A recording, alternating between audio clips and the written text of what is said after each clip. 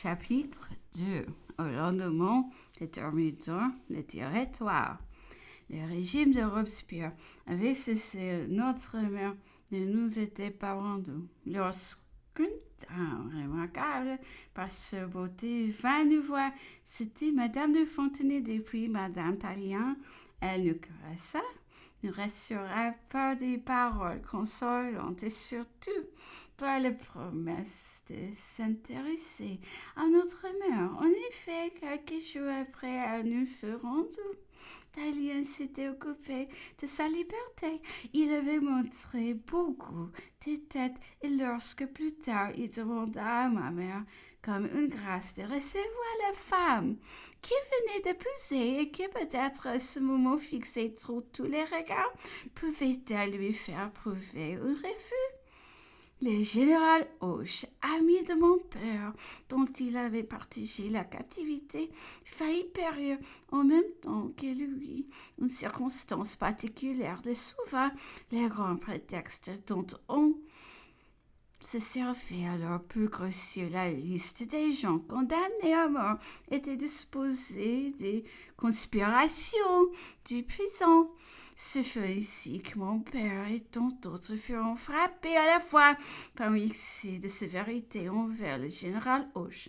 On l'avait mis dans un cachot à part de lieu et l'enfermait avec les autres prisonniers.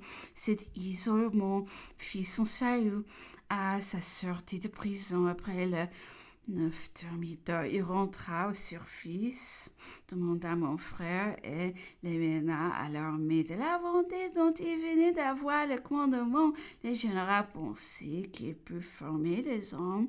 On ne saurait exercer trop jeune, aussi malgré l'âge de mon frère, qui avait à peine 13 ans. Ne lui épargnait-il aucune fatigue, l'employant sans cesse comme simple ordonnance et l'exposant à tous les dangers. Tel fut le début de Jeanne dans sa carrière militaire et sans doute ses premiers heureux de leçons lui apprendront-elles à connaître les soldats et plus tard à s'en faire aimer. Mais ce qui était instruction pour lui devenait un sujet d'effroi pour ma mère. D'ailleurs, ses études n'étant pas encore achevées, elle le rappela et nous mit à Saint-Germain aux 2 maisons d'éducation venant de s'établir. Celle où j'entrais était dirigée par Madame Campin, première femme de l'infortunée Marie-Antoinette, frappée en même temps que ses maîtres, restés sans appui, sans fortune, mais d'un haut mérite. Elle cherchait dans la supériorité de ses talents et de son esprit aux noble indépendance.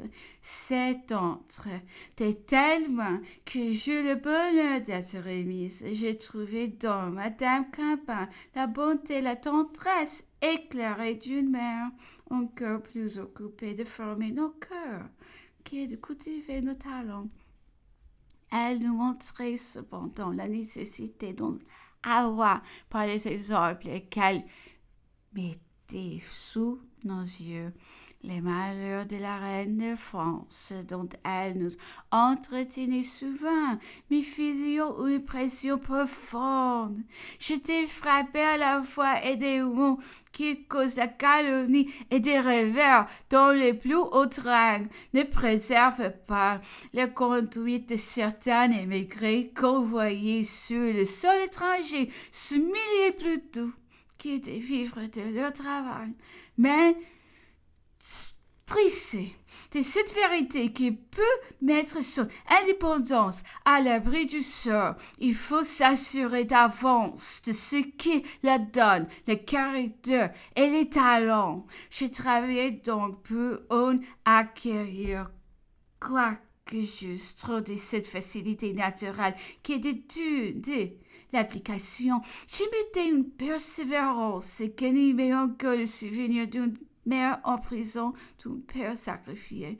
Mon imagination était encore si frappée qu'elle me présentait sans cesse quelque chose de menaçant et prêt à fondre sur moi. Je cherchais avec une espèce d'exaltation les moyens de les surmonter et je jouissais de l'idée de ne me baisser jamais. Il est vrai que dans d'autres moments, l'avenir se présentait à moi sous un aspect moins effrayant. Une jeune nièce de Madame Campan, Adèle Agouet, de même âge que moi, d'une douceur angélique, était devenue mon amie intime. Elle est dépositaire de toutes mes pensées. Je faisais avec elle le roman de ma vie. Je serai heureuse, lui disais-je. Quelquefois, je veux me préparer d'avance à tous les événements. La vertu sera ma première passion et avec elle, on peut tout souffrir. Je veux être aimée du mari qui le sort me destine. Je veux former mon caractère et le rendre capable de supporter tous les défauts qu'un homme peut avoir. S'il est léger, je le rémunérerai. S'il est jaloux, je lui sacrifierai mes moindres plaisirs et je le guérirai. La plupart de nos récréations, j'ai passé dans des pareils entretiens. Et ces idées à mes yeux que j'avançais en âge prenaient sur moi la plus grande empire, quoique moi s'exaltait mon ami le partageait. Je lui avais communiqué toute la vivacité de mes impressions. Elle était en devenue le sien. Je me tente avec plaisir sur ces premières années d'imaginer ce seul temps heureux de ma vie. Jamais je n'exerçais une plus véritable royauté que celle que mes compagnes s'étaient en plus à m'accorder.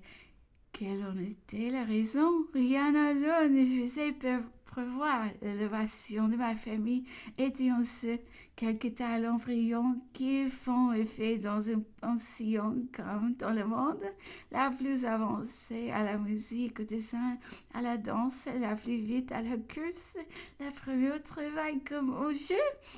Avais-je ainsi mérité cette espèce de petit empire? Non, je crois plutôt que je devais à ce désir d'être aimé, dont mon cœur était plein et qui pénétrait dans toutes mes actions. J'ai redouté tant la jalousie qui exclut l'affection que j'ai cherché à me faire pardonner la moindre apparence de supériorité. Je ne pouvais souffrir qu'une maîtresse m'étonna peu ample aux autres. J'aurais voulu me rendre coupable de peu de milliers cette conquise, et je parvenais toujours à la justifier. On m'accordait aussi la plus grande confiance. S'élevait-il une discussion entre deux pensionnaires et venaient me consulter, et se soumettant à ma décision, entrait-il parmi nous une jeune personne embarrassée, sans maintien, et qui était un objet de ridicule. Je le prenais sous ma protection. Alors les réalisation. Chaque pensionnaire était chargé à son tour des soins de tenir la classe propre et rangée. Je voulais, comme les autres, m'acquitter de ce devoir. L'empressement de mes compagnes ne me le permit jamais. On se disputait ma tâche et je paraissais accorder aux grâce en désignant celle qui devait me remplacer. C'était une bien vive jouissance pour moi que cet attachement universel, mais peut-être m'attire trop habitude au besoin d'être aimé et estimé, que décevantement dans le monde ne plus retrouvé que de vains témoignages sur tout quand on est devenu trop sensible à l'indifférence qui ne prend pas la peine de juger ou à la légèreté que vous accuse. J'avouerai cependant que la préférence marquée dont j'étais logé ne m'avait inspiré qu'un désir, celui de la mériter.